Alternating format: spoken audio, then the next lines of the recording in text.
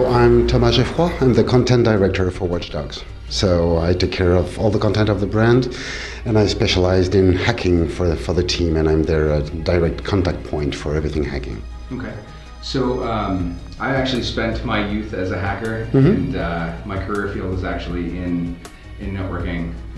So I'm interested. Did you look into some of the modern, more, I don't know if popular is the right word, but like Nessus or NSEC or any of the other kind of more modern hacking tools? Did you kind of look at those when you were thinking about Watch Dogs? In fact, we've been looking for hacks that had an effect. It was the first thing because the game is physical, you're in a city. Sure. So basically we tried to focus on hacks that would have a direct effect in the physical world. So it's a lot of SCADA hacks, a lot of the things that you can feel and see, not just data transiting. The data by itself is more likely about the privacy, identity of people and their personal data, but we didn't delve into the technicality of data hacking by itself. Sure. Yeah. I mean, hacking is not exactly not a fun thing to watch. Hollywood does a great job of making it look like flowery things and hackers and that sort of thing, but that's not the reality of hacking. I did notice that you do have kind of a blend of that, like in the cutscenes, early cutscene that I saw with Aiden, you saw some actual shell script and that sort of thing going on in the background. So I think you guys have done a good job of representing that. How true to life did you get? It was a quick trailer or a quick cutscene, so I didn't really get to dig into. Hey, is that real? But did you? It is real. It is real. It is the real thing. Yes. Basically, we worked with Kaspersky. Kaspersky Lab. They consulted with us, so the script went through them. Also went to DEF CON and met many people. And every time we had some very precise stuff, we were always getting to the source to get the things right. It was exhausting.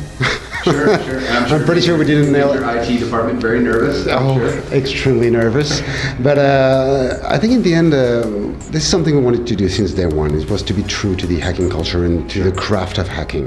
They've been extremely badly represented by the media for more than 25-30 years, to the point where the community doesn't want to talk to media, which is kind of, I understand the defense, but we thrive to become the first property that properly define or properly portray the community and the craft of hacking, because it has changed a lot in the past 30 years. It's no longer command line, and brute force to essentially what is kind of the script kiddie type thing, and very application based now. And this is what we're showcasing, because Hayden is using apps. However, the work behind that, we've tried to make everything as authentic as possible. So every hack you can do in the game has been proven to be true. So everything you can do in the game is a real hack in real life you could do. So, and we dug a lot just to get the things right. So the way you're experiencing hacking in the game is more the end user side of it, because it's a game, it has to be fun, it has to flow. Right. But we worked pretty hard to make sure that everything was authentic in the beginning. So that's how we worked. Yeah, and it has to be application based, because if you're driving and you're hacking, you're not doing command line. You're Absolutely. using push button apps. It was like, let's make shell and get that to the consumer for a test. No, it won't work. Yeah, it has to still be fun. So a lot of the hacking elements, we kind of got a bit of a sandbox today. We didn't get to see how that kind of plays out in the story. Can you talk a little about kind of the progression of hacking through the game? Basically, you unlock things. You start the game and someone gives you this phone with the special abilities. And as you move forward, you're going to unlock games based on reputation and everything you do in a game. So the more you progress into the game, the more hacks you have available, and the more things you can do, and fun things. And can you kind of tell us a little bit about some of those things that you can do in the game? What I prefer is hacking while driving. This is amazing. You drive like hell, the slow time, turn the camera, blow a pipe or change the lights, so you have this massive accident behind you, open a garage door, and gun through it, and it works perfectly fine. I did like that the same gameplay mechanics for hacking work the same way in the companion app as they do in the single player game. When you're driving and the other person's kind of using their finger to try and bring in the helicopters and that sort of thing. It's still the same functionality. So the skills that you gain in the single player should directly translate to the absolutely. To the And we try to have a very unified experience. So throughout everything we do, our art director is also pretty precise and concise. So we tend to follow religiously what he has to say. That's why we have this homogeneity. Okay. Is there anything else that you wanted to add about the hacking of the game? I think I said it. It's just we try to be true. That's the whole thing. We're doing our best to make the thing happen, and just to get the hacking culture and the hacking community back where they should be. Without them, we wouldn't have Apple, we wouldn't have Facebook, we wouldn't have many things we enjoy today.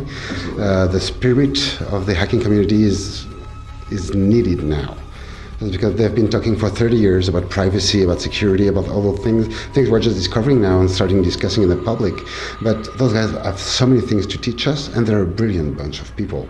Sure. And they're not all they're not all misfits. I mean, they understand that if you really look at what's happening to the world today, people are, with the power of computing, or especially cloud computing, you can boil down people into data points. Absolutely. And you can use it in a predictive nature. I did see that in the game as well, that you kind of got the CTOS that uses almost like a predictive model to determine when things will happen before they happen. And there are companies already selling that to cities. A company called PrepPol is basically selling a software that will basically do exactly the same thing. Sure, IBM as well. I was sitting, I remember, I think it was last year, I was sitting in an airport and I saw one of those ads pop up on one of the screens, and I thought for a second that it was a Watchdog ad, but it wasn't. It was actually an IBM ad talking about, they can, with a certain degree of accuracy, predict crime. Absolutely. And that's a very odd thing to think about. Yes, and recently in Chicago, they deployed what they call the hit list. And basically, through algorithm, they've identified, they say, 400 people that could potentially become doing a crime. So preemptively, they went to those people, say, don't do something stupid in the next 4 weeks. And this raises a lot of questions, because obviously they work on two ways. The first one is they use the social networks of people and how they relate to each other, and if they have some bad people in their network, and based also on geodata, where they live, and how they move and where they go. And they have this hit list, and there was a very good paper, I think it was in Verge, I'm not sure, but a really, really good paper about that. But everyone is going to use that. I mean, Amazon is shipping your product before you buy them now. I think they're sending their products to the nearest warehouse even before you buy it. Well, speaking of, I mean, when you think about it, the culture of people that would otherwise be very reticent to put information out. If they were approached by a stranger, they wouldn't tell them this information. They're more than happy to put that information into social networks, Twitter, Facebook, etc. And they're more than happy to put all of that information out there that's very publicly accessible and can be data mined and has been data mined. And is data mined. That's the sole purpose of those apps. The thing is, privacy, we haven't thought about privacy for quite a long time. I mean, you have to have some pretty dramatic situation to get privacy back in your mind. I think that's the main difference between Europe and North America. Europe has had some trouble in the past 60, 70 years. So the idea of privacy is pretty strong there. Whereas in North America, it's a little more laid back. It's just like, I have nothing to hide, which is something really stupid to say. We all have things to hide, and if we don't have anything to hide today, we don't know. Maybe we'll have to hide things tomorrow. And if we've displayed everything and showcased everything today, what will happen about tomorrow? So we have to have this discussion. We have to consider the data we're providing to everyone and accepting terms and agreement a little more precisely, and probably have some work on the legal system or everything that's legal, because everything is local. Technology is international, and we're always like 2 steps back when it comes to technology and data. So it's time, I think, with what happened in the past years, and hopefully with Watchdogs, we'll start engaging in discussion and see who is doing what with the data I'm providing. Sure, and I think that there's also a deficiency in our laws in well, not just here, but it kind of globally. Yes. The laws are always a couple of years behind the reality of the situation. An employer today can employ a company to data mine all those sources and determine whether or not you would make a good employee. Have you Absolutely. ever stolen in the past? If you admitted it on Facebook 10 years ago, that's admissible as public record. Yeah, for sure. But I think California just passed a law so that any person below 18 can erase everything from any sites. Sure. I think it was last week or something like that. Sure, but erasing things off the internet is kind of a fuzzy thing. Yeah. I'm sure there's a lot of celebrities that would like to erase some things off the internet. It's still there. Yes. But yes, we have to have the discussion, and the laws are so bad that right now good people, good hackers are big trouble because they can test anything because it's considered as intrusion. So even doing their job of trying to find out breaches or just products we use every day, and they're the only one that have the technical skills to warn us about a possible issue. Sure. The guys tend not to do it, or just to do it in a very discreet way, because if they go big time, they're going to be arrested and go to jail because they've invaded something, and it happened 2 or 3 years ago with AT&T. So we have to move forward. We have to make sure that this tech world we're embracing and that we love, because progress is good and technology is helping us every day. We just have to make sure that we can, be a little more confident in what it is. Sure, and how it's used. All right, thank you very much. You're welcome.